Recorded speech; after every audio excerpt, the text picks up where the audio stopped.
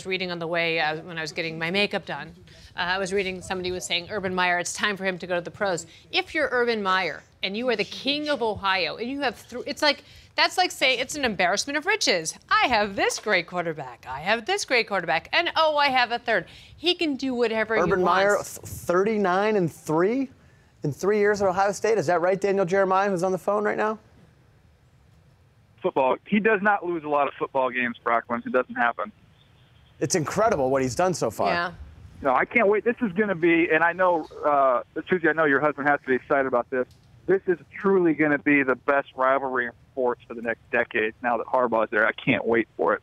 Well, DJ, I looked at Rich last night, and I didn't mean to be unfeeling or at all unsympathetic to him, and I really did feel for him as, you know, he just was in agony last night.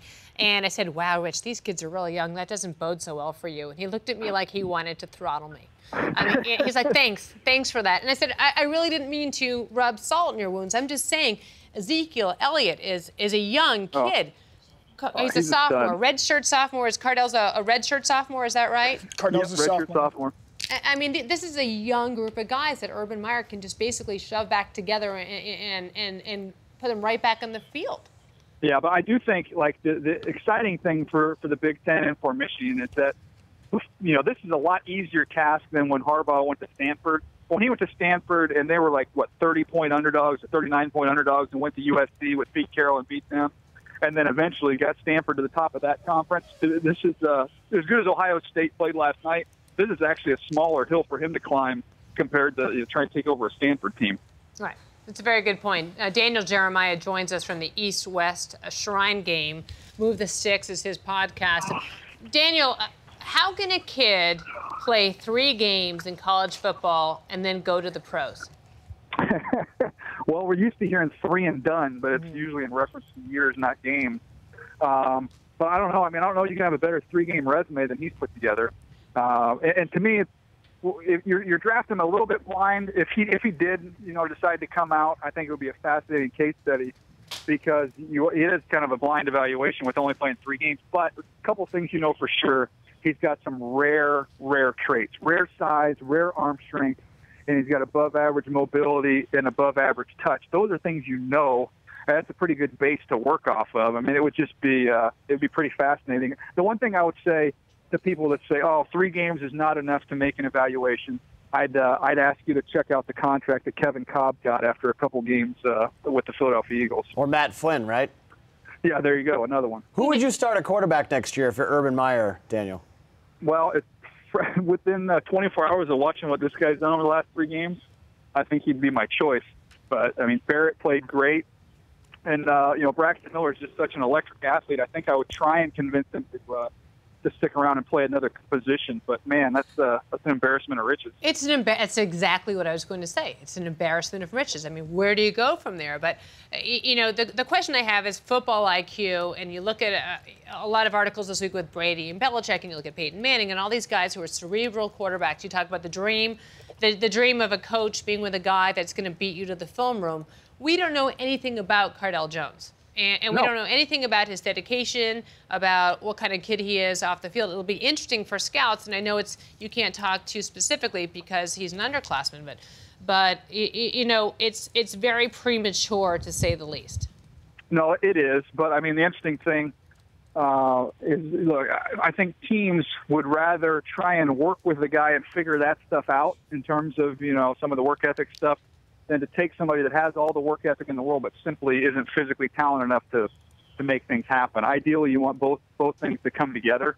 But teams are always going to bet on talent, and they're always going to take the shot and say, hey, I'm the one that can figure out the rest of the stuff and help him get where he needs to go. But the guy, I think it's undisputed, is the guy has a phenomenal skill set. Daniel, question on you for you. Is there any concern that kind of quarterbacks under Meyer, it's really his system, why they're having the success? We saw Tim Tebow in college not really translate to the pros. Chris Leak, his last 2 years at Florida, crushed it, didn't even sniff the NFL. Now you have a third-string quarterback doing what he's doing in 3 games there. Is it the system? Are they really this talented? What is it? Well, I mean, look, Alex Smith is not going to the Hall of Fame, but he's had a solid NFL career coming out of the system, so you can't say that nobody's ever emerged from it. And the other thing is, when you're evaluating, you never evaluate the system; you evaluate the player. And I think when Tim Tebow came out, I know personally, I didn't think he was an NFL quarterback. I didn't think he threw the ball well enough to be an NFL quarterback. Chris Leak, when he came out, skill set wise, not viewed as a draftable player. This kid's he's a little different animal now. Daniel Jeremiah joining us on the Rich Eisen Show. I'm Susie Schuster sitting in for Rich Eisen. What about Marcus Mariota? Because what we saw last night was a kid with a great pass rush coming at him, with a huge defensive line in front of him, not being able and again, drop balls. I get it, but we saw a different side of him last night. How do you think that'll affect how scouts look at him? Well, he's going to be one of the more difficult guys coming out of the, if he does decide to come out. One of the more difficult evaluations, because so much of the success of the play is determined before the play even starts, just with their play design. I've never studied a guy on tape and seen guys more wide open than he has there at Oregon. So there's just not a lot of opportunity to watch him make those kind of tight window NFL-type throws. And then there's the thing not a lot of people talk about. He's in the shotgun, okay? Everybody says, well, that's not a big deal. Everybody in the NFL is in the shotgun. But almost their entire passing game is built off the run game. So you're in the shotgun, you're kind of riding a play fake, and you're raising up and throwing the football. You're not taking a three-step drop in the gun and kind of working through a traditional progression. So it's really what he's doing. It's kind of apples to oranges when you're evaluating him there versus what he's going to do at the NFL level. But I think what you do is you bet on him as a person in terms of how smart, how tough, his work ethic. He's a great athlete. He's got a lot of things to work with. I just think it's going to be a little bit of a project. DJ, 20 seconds left. Jameis Winston, does he leapfrog Marcus Mariota, you think, in the eyes of the scouts on this one? Well, I've had him over him as a player. I went and saw them both at the Rose Bowl, and I know one guy won by 39 points, but I came away from that thinking that Jameis Winston was more ready day one to play at the next level. I think a lot of people will agree with that. DJ, you always have the right information for us. Now we're going to ask you a question. We're going to put you on the spot. All right, so Chris Brockman, take it over, because this is a very cutting question for the NFL. Okay, DJ, we have R&B Grammy-nominated recording artist Tank in studio today. That got us thinking, who is the best single-named male singer? Bono, Prince, Sting, Meatloaf, or Drake? Ooh, I'll go Bono.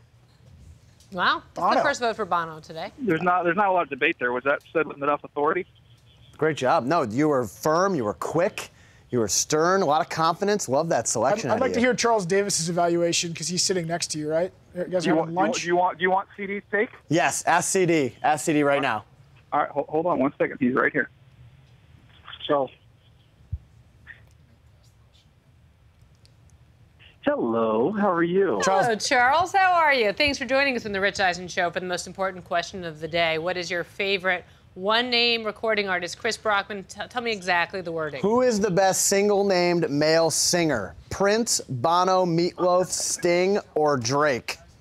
Prince. Prince. There's a vote for Prince from Charles Davis. Prince. That's my vintage. There you have it. All right, that's a decent one. Thank you, Charles Davis. I feel like we should get Charles to call back on. I mean, if they're on the phone next to us, I kind of want to hear his take on something else. They just had their amuse-bouche. They're at lunch together. An amuse-bouche? Did you learn that in Pennsylvania? Yeah. Come on. Wow. All right, Penn State, amuse-bouche. I'm just saying. By the way, Prince, 33% leading the poll right now. Oh, really? All right. Nobody's going for Bruce. No one's going with me on this fun thing. All right. Thanks a lot. DJ, thank you so much. The Rich Eisen Show, weekdays at noon Eastern. On Audience.